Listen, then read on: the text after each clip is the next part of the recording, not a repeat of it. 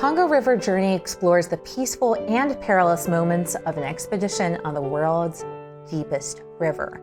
We have two distinct sections of this piece that explore contrasting moods and techniques. The first challenge that we face is creating a balance between the melody and the accompaniment. This is super important because there are layers of sound and we want to figure out what we want our audience to hear. And an easy way to figure this out is, what would we sing? If someone says, oh, Congo River Journey, isn't that the piece that goes like this? Well, that's the part that you would sing. So I doubt that it would be, for instance,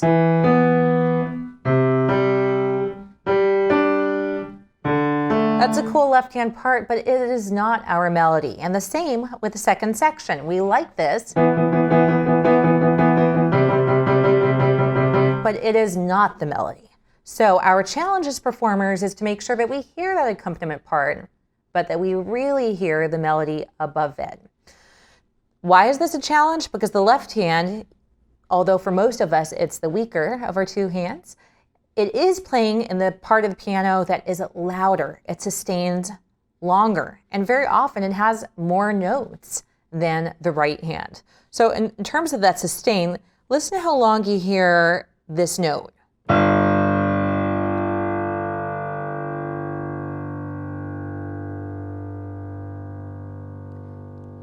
And it's going to go on for a while still. While in the meantime, here's a note in the upper register, a G.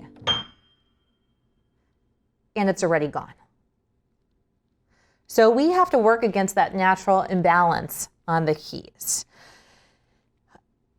The two sections of this piece both have this challenge. In the lyrical section, the right hand must be very expressive to counteract the left hand. So you want to focus on developing long phrases and using side-to-side motion.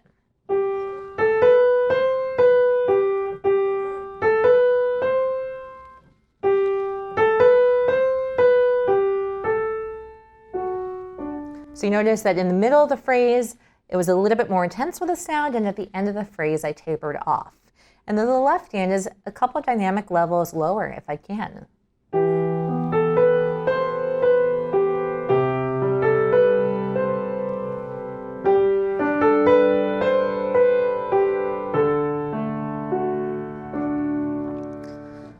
For some pianists, the dotted quarter note might be a new rhythm, and so you want to make sure that you're really thinking about that subdivision of eighth notes.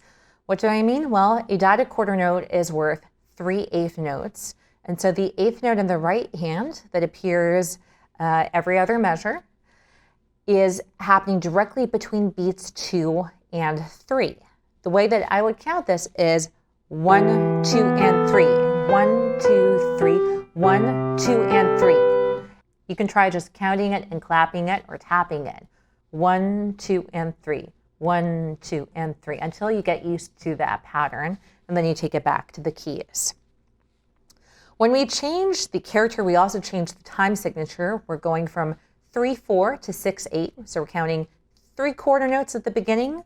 1, 2, 3, 1, 2, 3. And then in measure 17, here's the trick. We're not really counting in 6 and 6/8. We're counting in 2. 1, 2, 1, 2, 1, 2, 1, 2, 1.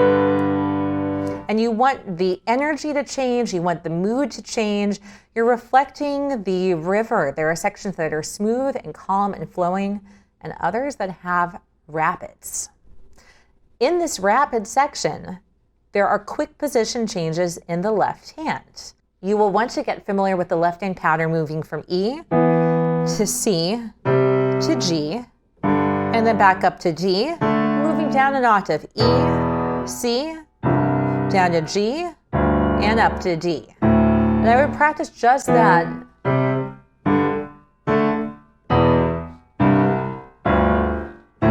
When you can do that with confidence, nice and steady, then you start to add the bounces in, and it's like you're bouncing a little basketball.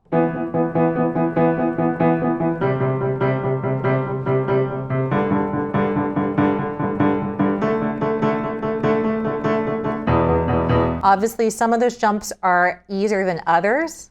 The ones that are skipped down, pretty easy, versus something that you're moving down by a seventh, that's considerably harder, right? From this G to the E might take a little bit more work. And the final area of work that you want to make sure that you pay attention to are the ledger line notes, especially in the bass clef.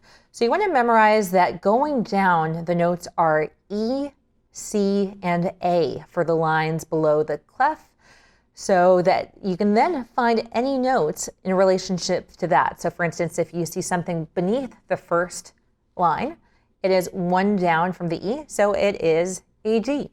If you see something that is beneath the second line, then an E skips to C, and that steps down one to B. So learn to read those three ledger line notes with confidence, and then also to read by interval, recognizing the distance between the notes as a second or a third or a fourth or a fifth.